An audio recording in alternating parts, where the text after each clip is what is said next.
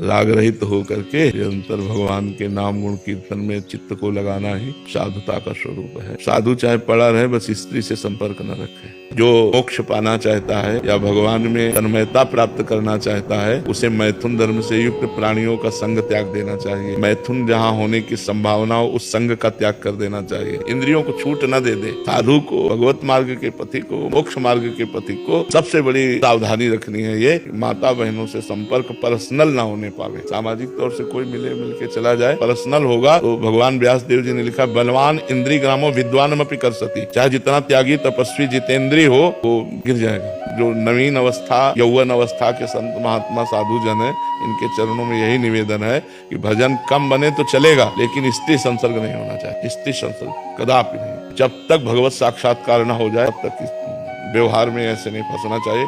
साधु को जब तक भगवत साक्षात्कार ना हो जाए तब तक वो अपने को बाहरी कटु दिखाना चाहिए, ऐसा व्यवहार रखना चाहिए। संत महात्माओं से तो दिल खोल के मिले, लेकिन जगत के लोगों से ऐसा व्यवहार रखना चाहिए, रुक्ष व्यवहार रखना चाहिए, जिससे उनको हमारे स्वभाव में कटुता दिखाई दे। अंदर से बड़ा प्यार सबके प्रति भगवत भाव रखना चाहिए। अगर स्त्री संसर्ग नहीं है तो मान लो करोड़ रुपया कोई दिया, हम यमुना जी में फेंक दिया, छोड़ दिया, वहीं छोड़ दिया, कोई मतलब तो कंचन हमें फंसा नहीं पाए। कीर्ति रघुनाथ जी की, ठाकुर जी की कीर्ति तो उसी में जाके मिलेगी। हमारी क्या कीर्ति, हम तो उनके दास है। लेकिन कामिनी में स्वयं भोक्ता बन जाने पर सर्वनाश हो जाता है। इसलिए साधक को संगम त्यजेत मिथुन व्रति नाम मुमुक्षु सर्वात्मना न विसजेत बहिरिंद्रियाणि एकश्चरण। अधिक समय अकेला व्यतीत करे। इसी बात की पूर्ति के लिए केवल काशी के घाटों में अकेले पड़े रहते थे। अकेले रहना।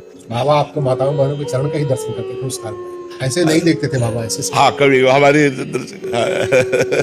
कहीं ऐसे एक ही दोष हम पकड़ पाए हैं अभी तक कि अगर साधु स्त्री से बच जाए तो सब बच गए। स्त्री से बच, स्त्री संसर्ग से बच जाए तो बचा हुआ, चाहे जितना अरब रुपया आ जाए, टीवी गौशाला में दे तो खत्म खेल। अभी तुम भिखारी के भिखारी हो, भिक्षुक हो।